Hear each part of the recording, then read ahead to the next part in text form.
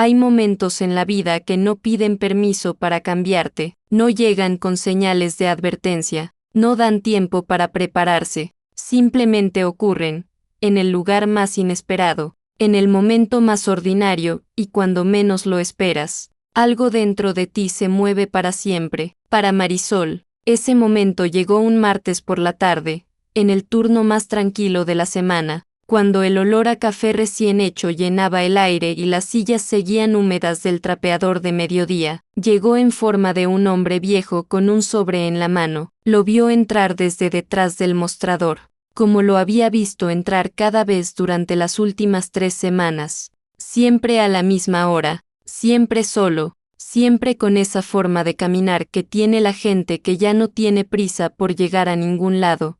No porque sean lentos, sino porque aprendieron que apresurarse no cambia nada. Se dirigió directo a su lugar, el reservado del rincón, el que daba a la ventana, el que nadie más solía escoger porque la luz del sol de la tarde caía exacta sobre los ojos a cierta hora. A él nunca pareció molestarle eso. Marisol ya tenía su pedido memorizado: café negro, una rebanada de pay de manzana, un vaso de agua sin hielo. Lo llevó sin preguntar, como siempre, y él la recibió con esa sonrisa suya, esa que ella había aprendido a reconocer, la que no llegaba del todo a los ojos, la que parecía el esfuerzo de alguien que sonríe no porque esté feliz, sino porque no quiere que los demás se preocupen. Marisol pensó, como lo había pensado otras veces, que ese hombre cargaba algo muy pesado, pero en este trabajo una aprende a no preguntar lo que no te ofrecen, a respetar el silencio de la gente tanto como su conversación. Así que acomodó el plato, llenó la taza, y estaba a punto de darse la vuelta cuando él hizo algo diferente. Sacó un sobre del bolsillo interior de su saco. Era un sobre blanco, rectangular, cerrado con cuidado. Lo colocó sobre la mesa, al lado de la taza de café, con una delicadeza extraña, como si fuera algo frágil. Luego lo deslizó suavemente hacia ella, con 2 dedos, sin decir nada al principio, solo mirándola. Marisol lo miró a él, luego miró el sobre. «Quiero que usted lo tenga», dijo él, con una voz tranquila, demasiado tranquila para la rareza del momento. «Pero por favor, no lo abra hasta que yo me haya ido». Ella soltó una pequeña carcajada nerviosa, de esas que salen cuando uno no sabe qué otra cosa hacer. Pensó que era una broma, que quizás el señor era de esos clientes excéntricos que de vez en cuando aparecen y te dejan propinas raras o notas filosóficas en servilletas. Pero él no se rió, y entonces fue cuando Marisol lo vio de verdad, no como lo había visto antes, de reojo, ocupada con otras mesas y otras órdenes. Esta vez lo miró de frente, completamente, y notó lo que había estado ahí todo el tiempo sin que ella se detuviera a verlo, lo delgado que estaba, mucho más que la primera vez, el cuello de su camisa, que debió quedarle bien en algún momento, ahora colgaba flojo, como ropa prestada. Las manos, apoyadas sobre la mesa, tenían un temblor apenas perceptible, ese tipo de temblor que no viene del frío sino de adentro, de algo que el cuerpo ya no puede controlar del todo. Y los ojos, sobre todo los ojos, había algo en ellos que Marisol no supo nombrar en ese instante, pero que reconoció de inmediato, porque era algo que había visto antes, en el hospital donde había hecho sus prácticas de enfermería años atrás. Una especie de serenidad que no es paz exactamente, más bien es la calma de alguien que ya terminó de pelear contra algo y encontró, en esa rendición, una forma extraña de libertad. «¿Está bien?», le preguntó, y su voz salió más baja de lo que pretendía. Él miró hacia la ventana. Afuera, la calle seguía con su ritmo de siempre, un camión pasando, 2 mujeres con bolsas del mercado, un niño corriendo delante de su madre, el mundo completamente ajeno a lo que estaba pasando en ese reservado del rincón. Tardó un momento en responder.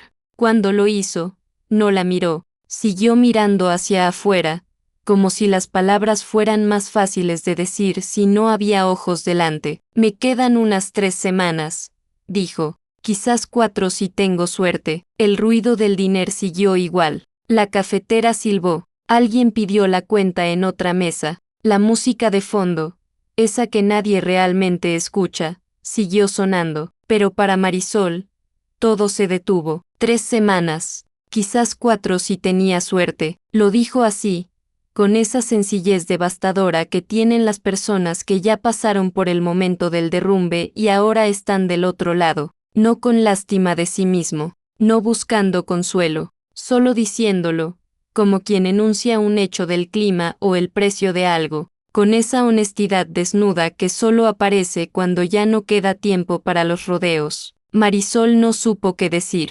Ninguna capacitación de servicio al cliente, ningún turno difícil, ninguna mesa complicada la había preparado para ese momento. Él terminó su café despacio, comió el pay de manzana con calma, cada bocado como si fuera un pequeño ritual privado. Dejó la propina sobre la mesa, como siempre, en efectivo, siempre el monto exacto. Se levantó con ese esfuerzo que trata de esconderse y no puede, se abotonó el saco, y caminó hacia la puerta. Antes de salir, se volvió una vez, solo un segundo, le dedicó a Marisol la misma sonrisa de siempre, esa que no llegaba a los ojos. Pero esta vez había algo diferente en ella. Algo que se parecía a la gratitud, o quizás al alivio de alguien que finalmente dijo en voz alta lo que había estado cargando solo, y entonces se fue. Marisol se quedó parada en el mismo lugar, con el sobre en la mano, sin moverse, mientras el dinero seguía su curso normal a su alrededor como si nada hubiera cambiado. Bajó los ojos hacia el sobre, lo giró despacio, y en la parte de atrás, escrito con letra cuidadosa, firme, la letra de alguien que tomó su tiempo para escribirlo bien, leyó, para la mujer que nunca me hizo sentir como una carga. Algo se rompió en silencio dentro de ella. No lloró, todavía no, pero sintió ese nudo específico que se forma en la garganta cuando algo te toca en un lugar que no sabías que estaba desprotegido. Ese nudo que no es tristeza todavía, sino el momento justo antes de la tristeza, cuando el corazón apenas está entendiendo lo que acaba de recibir. Guardó el sobre en el bolsillo de su delantal. Fue a atender la siguiente mesa, pero sus manos no dejaron de temblar por el resto de la tarde, y cada vez que pasaba junto al reservado del rincón, miraba el lugar vacío, la taza ya retirada, la mesa limpia, y pensaba en ese hombre caminando de regreso a donde fuera que vivía, con 3 semanas en el cuerpo y la ligereza, tranquila de alguien que acaba de soltar algo que cargaba, demasiado tiempo solo. Lo que Marisol no sabía, todavía era quién era realmente ese hombre. Lo que no sabía era que ese sobre no era solo una despedida, era la pieza central de una historia, que apenas estaba comenzando. Ernesto Villarreal no era el tipo de hombre que ocupaba mucho espacio, no en el sentido físico, aunque eso también era cierto. Era de estatura media, de movimientos pausados, de voz que nunca subía más de lo necesario, pero había algo más profundo en esa discreción suya. Era como si desde muy joven hubiera tomado la decisión, consciente o no, de no ser una molestia para nadie, de existir con cuidado, de no exigir demasiado del mundo ni de las personas que lo rodeaban. Había nacido en una familia de recursos modestos, el segundo de 4 hermanos, en una ciudad lo suficientemente pequeña para que todo el mundo se conociera y lo suficientemente grande para que nadie realmente se viera. Estudió ingeniería civil con una beca que ganó a pulso, noches de estudio y madrugadas de cálculo, sacrificando cosas que los jóvenes de su edad daban por sentadas. No se quejó nunca, no era su estilo. Trabajó durante 38 años construyendo cosas que duran, puentes, sistemas de drenaje, carreteras que conectan pueblos que sin ellas habrían seguido incomunicados. Nunca fue el ingeniero más brillante de la sala, él mismo lo admitía con una honestidad que no era falsa modestia sino simple lucidez. Pero era meticuloso, era confiable, era el tipo de profesional del que sus colegas decían, cuando se jubila alguien así, que dejan un hueco que no es fácil de llenar. Se jubiló a los 62. Y fue entonces cuando el mundo, sin el trabajo como estructura, comenzó a sentirse demasiado silencioso. Carmen lo llenó de vida durante 32 años. Eso no es una exageración romántica, es simplemente lo que era. Carmen Villarreal, de Soltera Fuentes, era todo lo que Ernesto no era en el sentido más complementario y hermoso de la palabra. Donde él era quieto, ella era movimiento. Donde él medía las palabras, ella las regalaba. Donde él veía problemas, ella veía posibilidades. Tenía esa rara capacidad de entrar a un cuarto y hacer que la temperatura emocional subiera 1 grado, no por exuberancia sino por presencia genuina, por ese tipo de calidez que no se aprende sino que simplemente se tiene o no se tiene. Llevaron una vida ordinaria y completamente extraordinaria al mismo tiempo, de esas que desde afuera no parecen gran cosa pero que por dentro están hechas de capas y capas de historia compartida. Tuvieron un hijo, Daniel, y lo criaron con el tipo de amor imperfecto y real que tienen los padres que hacen lo mejor que pueden con lo que saben en cada momento. Cuando Carmen murió, 4 años antes del día en que Ernesto entró al diner por primera vez, algo en él se apagó de una manera que no tenía nombre preciso. No fue un derrumbe dramático, no fue el tipo de dolor que se ve desde afuera, fue más bien una contracción lenta, como cuando una ciudad va perdiendo habitantes poco a poco hasta que un día caminas por sus calles y te das cuenta de que el silencio ya no es transitorio, ya es la condición permanente del lugar. Sus amigos, los pocos que quedaban después de décadas de vida en común, fueron apareciendo con menos frecuencia, primero con buenas intenciones, luego con culpa, luego con la distancia que pone la incomodidad de no saber qué decirle a alguien que perdió lo que Ernesto había perdido. Y Ernesto, fiel a su naturaleza, nunca los llamó, nunca los buscó, no quería ser una carga. Esa palabra, esa maldita palabra que lo había definido en silencio toda la vida. El día que el oncólogo le mostró las imágenes y le explicó con la gentileza profesional de quien ha dado esa noticia demasiadas veces lo que significaban. Ernesto escuchó todo sin interrumpir. Hizo 2 preguntas técnicas, las de un ingeniero que necesita entender los parámetros del problema antes de procesar cualquier otra cosa. Luego agradeció, estrechó la mano del médico, y salió. En el estacionamiento, dentro de su coche, con las manos sobre el volante y el motor apagado, estuvo sentado durante 1 hora larga sin hacer nada, sin llorar todavía, sin llamar a nadie, solo dejando que la información encontrara su lugar en algún rincón de él, como el agua que busca su nivel. Pensó en Carmen, pensó que quizás eso no era lo peor del mundo, luego pensó en Daniel, y ahí sí sintió algo que se parecía al dolor verdadero. Cuando finalmente arrancó el coche, no condujo a su casa, no supo exactamente por qué eligió esa dirección ni ese lugar, solo que había pasado frente al diner decenas de veces a lo largo de los años y nunca había entrado, y que en ese momento,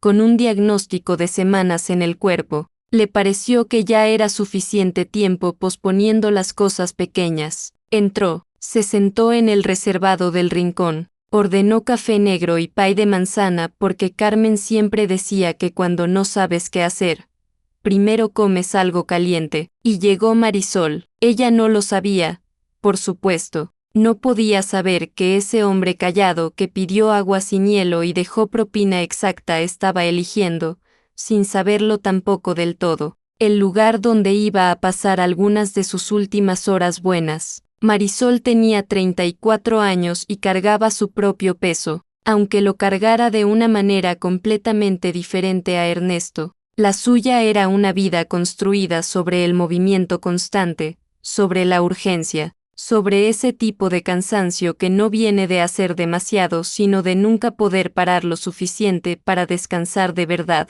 Madre de 2 hijos, sola desde hacía 3 años, trabajaba dobles turnos en el diner con la disciplina callada de alguien que no tiene el lujo de flaquear. En las noches, después de acostar a los niños, abría sus libros de enfermería y estudiaba hasta que los ojos le pesaban demasiado. Había reprobado el examen de licencia 2 veces. La primera vez lloró, la segunda vez no. Solo cerró el resultado, guardó los papeles, y al día siguiente fue a trabajar como siempre. Era el tipo de persona que la gente subestima constantemente. La confunden con el fondo, con la parte invisible de los lugares. La mesera, la del delantal, la que trae el café. Pero quienes se tomaban el tiempo de realmente hablar con ella descubrían una inteligencia práctica y una intuición emocional que no se enseña en ningún lado, que simplemente crece en las personas que aprendieron a leer a la gente porque de eso dependía, de una manera u otra, su supervivencia. Ernesto lo descubrió desde la primera semana. Había algo en la manera en que Marisol se acercaba a las mesas que era diferente. No era eficiencia. No era el protocolo de servicio que se aprende en un manual, era atención real, la diferencia entre mirar y ver.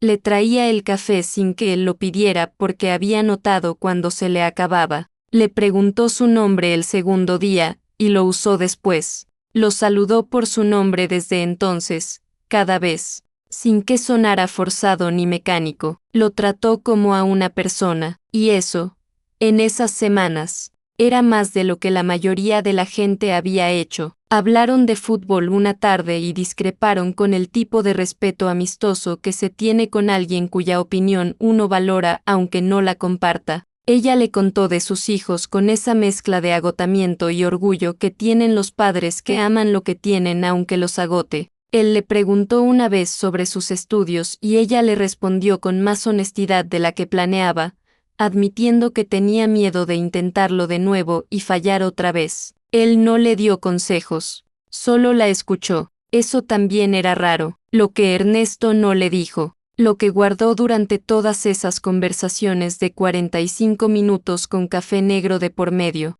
era lo que estaba pasando en el resto de su vida, que su hijo Daniel había comenzado a llamar con más frecuencia desde que supo del diagnóstico, que las llamadas tenían una calidez nueva, recuperada, que a Ernesto le costaba saber si era real o si era el tipo de atención que la gente de repente tiene cuando recuerda que hay herencias de por medio, que un abogado había dejado un mensaje en su teléfono que Daniel le había recomendado llamar, que había cosas sin resolver entre ellos dos, palabras dichas en el peor momento de su vida, la semana en que Carmen murió, que habían construido una pared que ninguno de los dos había sabido cómo derribar en 4 años. Todo eso lo guardaba, y seguía viniendo al dinero, seguía pidiendo su café y su pay de manzana, seguía sentándose frente a Marisol y dejando que esas conversaciones ordinarias hicieran algo que ningún médico podía hacer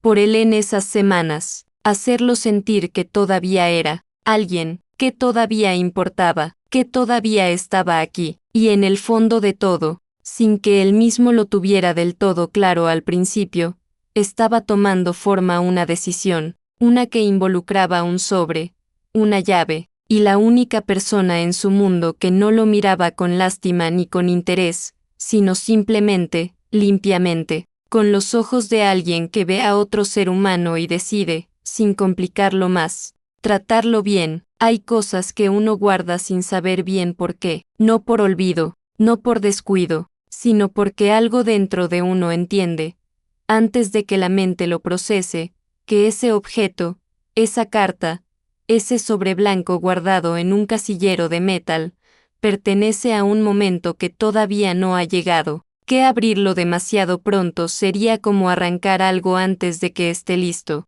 como interrumpir una frase a la mitad. Marisol lo sabía, y por eso no lo abrió. Lo movió del bolsillo del delantal a su bolso esa misma noche, del bolso al cajón de su mesita de noche, del cajón al casillero del trabajo al día siguiente, porque tenerlo cerca mientras dormía le generaba una inquietud que no sabía cómo explicar, como si el sobre respirara, como si esperara algo de ella. Sus compañeras de trabajo notaron que algo había cambiado. Elena, que llevaba 11 años en el diner y había visto de todo, fue la primera en preguntarle. Marisol le contó, escogiendo las palabras con cuidado, tratando de que sonara simple. Un cliente mayor, Un sobre, una despedida extraña. Elena la escuchó con los brazos cruzados y esa expresión suya que mezcla la ternura con el pragmatismo de quien ha aprendido a protegerse. No te enredes, le dijo,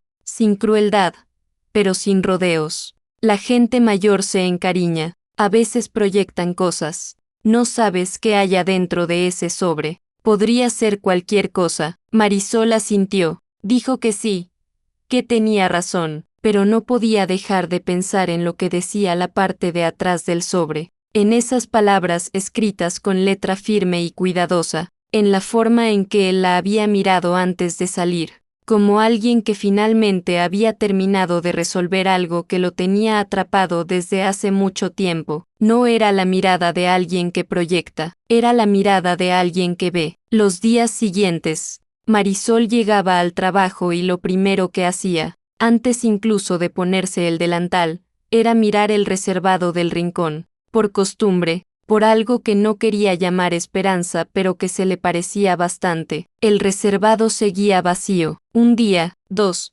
3, al cuarto día, empezó a preguntarse si ya había pasado, si esas 3 semanas que él había mencionado con tanta calma habían sido una estimación generosa y la realidad había llegado antes. Se sorprendió a sí misma haciendo cálculos que no quería hacer, recordando fechas, recordando cuando lo había visto por última vez. Si había algo en su cara ese día que debió haberle dicho algo que ella no supo leer, se reprendió por eso, por encariñarse así con alguien cuyo apellido ni siquiera sabía, alguien de quien no tenía número, ni dirección, ni ninguna forma de saber si seguía en el mundo, solo tenía un sobre, y una promesa de no abrirlo. Fue durante esos 4 días de silencio cuando llegó el hijo. Marisol no supo que era el hijo al principio. Lo vio entrar un miércoles por la mañana, durante el turno lento, y pensó que era simplemente un cliente nuevo.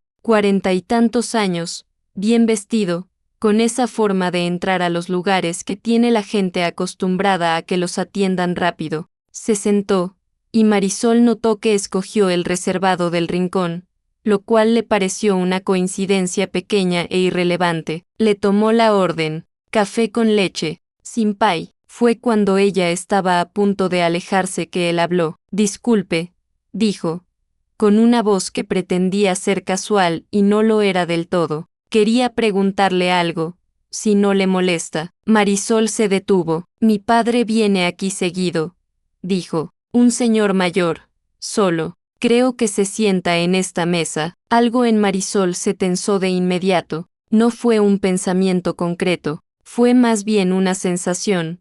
Ese instinto físico que avisa antes de que uno entienda por qué. Sí, respondió, con cuidado. Lo conozco. El hombre sonrió. Era una sonrisa perfectamente construida, del tipo que se practica. Tenía los dientes bien cuidados y los ojos ligeramente demasiado atentos para alguien que supuestamente estaba haciendo una pregunta casual. Habla mucho con usted.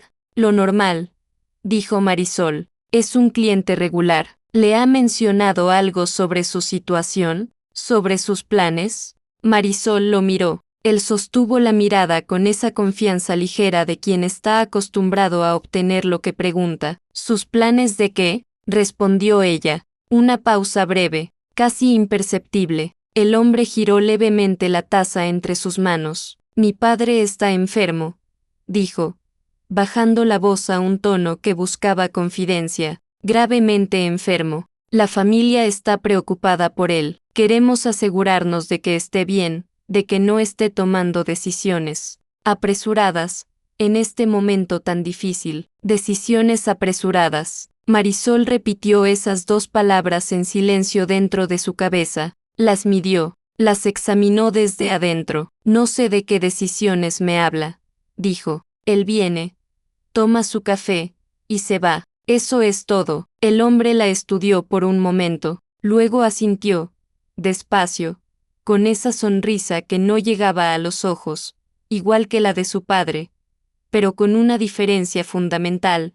La del padre era el esfuerzo de alguien que no quiere preocupar a los demás. La de este hombre era el esfuerzo de alguien que quiere que no lo descubran. Claro, dijo. Gracias de todas formas. Dejó un billete sobre la mesa, bebió la mitad del café, y se fue. Marisol recogió la mesa en silencio, pero esa noche, de regreso a casa en el autobús, con los pies cansados y la cabeza llena, sacó el sobre del bolso y lo sostuvo entre las manos. Lo giró, leyó las palabras del reverso una vez más, para la mujer que nunca me hizo sentir como una carga, y pensó en el hijo, en sus preguntas disfrazadas de preocupación, en la forma en que había dicho decisiones apresuradas como quien menciona algo de pasada pero en realidad está lanzando una red para ver qué atrapa. Pensó en cuánto tiempo llevaba ese hombre sin visitar a su padre. Pensó en que Ernesto, en todas las semanas que llevaba viniendo al diner,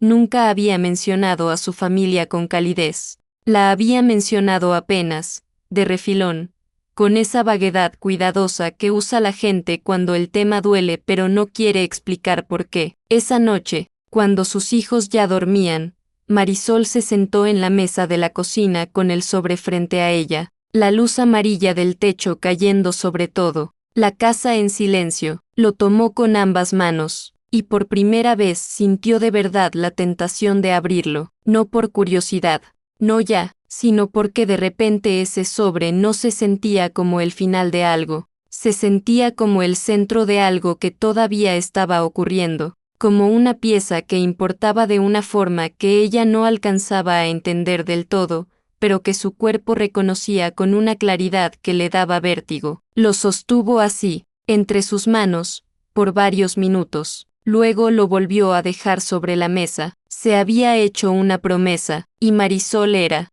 por encima de todo, alguien que cumplía sus promesas. Se fue a dormir, pero el sueño no llegó fácil esa noche, y cuando llegó, fue liviano e inquieto, del tipo que no descansa, mientras en la mesa de la cocina el sobre blanco seguía esperando, inmóvil y silencioso, guardando algo que todavía no era el momento de entender. Lo que ella no sabía era que al día siguiente, cuando llegara al trabajo y mirara hacia el reservado del rincón, ya no estaría vacío. Hay verdades que no llegan de golpe, llegan despacio, como el agua que encuentra su camino entre las piedras, sin fuerza, sin ruido, pero con una persistencia que al final lo atraviesa todo. Ernesto llegó al diner ese día con 5 menos de su hora habitual. Marisol lo vio entrar desde el fondo del salón y algo en su pecho se aflojó de golpe, ese tipo de alivio que uno no sabe que estaba reteniendo hasta que desaparece. 4 días sin verlo habían sido 4 días cargando una pregunta que no tenía a quién hacerle. Se veía peor, no había forma de suavizarlo. El camino desde la puerta hasta el reservado del rincón le tomó más tiempo que antes, y lo hizo con una mano rozando levemente el respaldo de las sillas, no agarrándose, solo tocando, como quien necesita confirmar que el suelo sigue ahí. Marisol llevó el café antes de que él lo pidiera, lo dejó sobre la mesa y se quedó un momento de pie, sin saber si hablar o esperar. Él resolvió la duda por ella. ¿Vino mi hijo? No fue una pregunta casual, era la pregunta de alguien que ya conoce la respuesta y solo necesita escucharla para confirmar que el mundo sigue funcionando exactamente como teme que funciona. Marisol asintió despacio. Ernesto cerró los ojos. Solo un segundo. Luego los abrió y miró hacia la ventana con esa expresión que ella ya había aprendido a reconocer. La de alguien que recibe una noticia que duele no por ser inesperada, sino precisamente por no serlo. Siéntese, dijo él, en voz baja. Marisol miró alrededor. El diner estaba casi vacío. Su compañera de turno le hizo un gesto discreto con la cabeza. Se sentó, y entonces Ernesto habló, no con urgencia, no con el ritmo atropellado de alguien que necesita desahogarse, sino con la cadencia lenta y deliberada de alguien que ha ensayado esto en silencio muchas veces y finalmente encontró el momento y la persona correcta para decirlo en voz alta. Le contó sobre el sobre lo que había dentro, y mientras hablaba, Marisol sintió como el suelo bajo sus pies cambiaba de naturaleza, no se hundía, sino que se transformaba en algo completamente diferente a lo que había creído que era. El sobre no tenía dinero, Tenía una carta y una llave pequeña, de las que abren cajas de seguridad en los bancos. De esas llaves que pesan poco en la mano pero mucho en lo que representan. La carta no estaba dirigida a ella, estaba dirigida a Daniel. Marisol escuchó eso y tuvo que hacer un esfuerzo consciente para mantener la expresión tranquila, porque por dentro algo se reorganizaba a una velocidad que su rostro no podía seguir.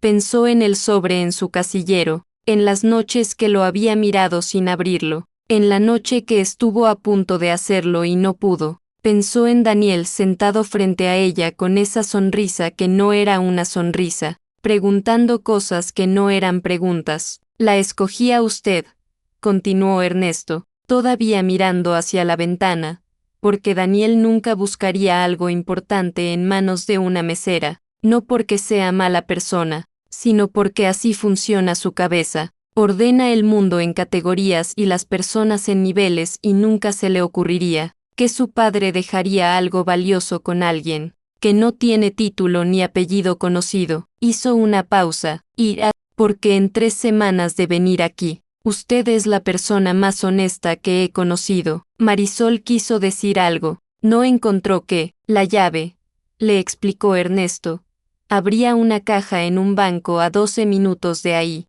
Dentro no había dinero en efectivo, no había documentos de inversión, no había nada de lo que Daniel había estado esperando encontrar. Dentro había cuadernos, 32 años de cuadernos, los diarios de Carmen. Marisol no esperaba ese nombre, no lo había escuchado antes, pero la forma en que Ernesto lo dijo, sin dramatismo, con una suavidad que venía de un lugar muy profundo y muy gastado, le dijo todo lo que necesitaba saber sobre quién había sido esa mujer en su vida. Los escribió desde que éramos jóvenes, dijo. Toda nuestra vida está ahí. Los primeros años, cuando no teníamos nada, cuando nació Daniel, las peleas, las reconciliaciones, los viajes que hicimos y los que nunca pudimos hacer, las noches difíciles, las mañanas buenas, todo. Levantó la taza, tomó un sorbo de café, la bajó despacio. Cuando ella murió,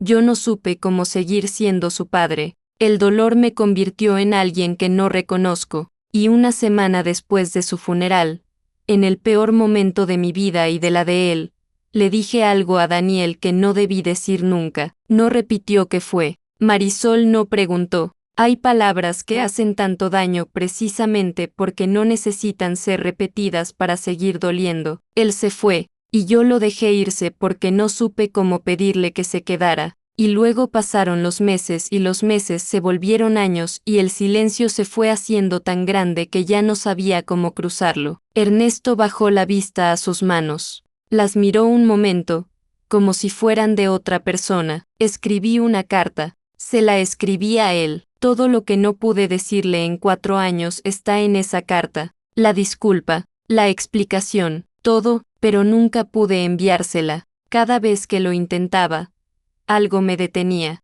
El miedo, supongo, o el orgullo, o las dos cosas, que a veces son lo mismo. Hizo una pausa larga. La carta está en la caja, con los diarios de su madre, para que él los lea, para que entienda quiénes fuimos antes de ser lo que nos rompimos, para que sepa que lo que le dije ese día no era verdad, que era el dolor hablando con mi voz, y que lamento haberle prestado mi voz al dolor. Marisol tuvo que mirar hacia otro lado un segundo, hacia la barra, hacia ningún lado en particular, solo para tener un instante en el que nadie la viera parpadeando demasiado seguido. Luego lo miró de nuevo. ¿Por qué no se la da usted mismo?, preguntó. Todavía tiene tiempo. Ernesto asintió levemente, como si hubiera esperado esa pregunta, porque si se la doy yo, se convierte en una conversación, y las conversaciones entre nosotros siempre terminan igual,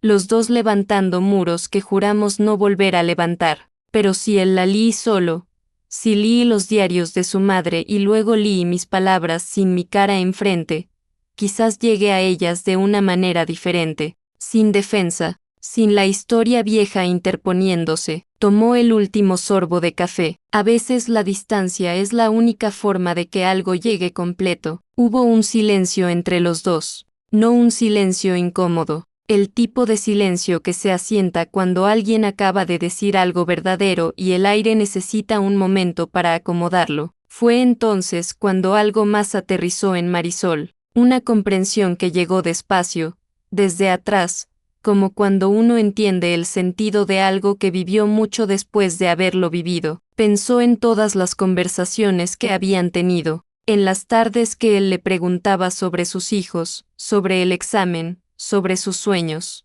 en la forma en que escuchaba, de verdad, sin prisa, como si lo que ella decía fuera exactamente lo que necesitaba escuchar en ese momento. Pensó en cómo, poco a poco, él había ido hablando más, contando más, bajando la guardia en pequeños pasos,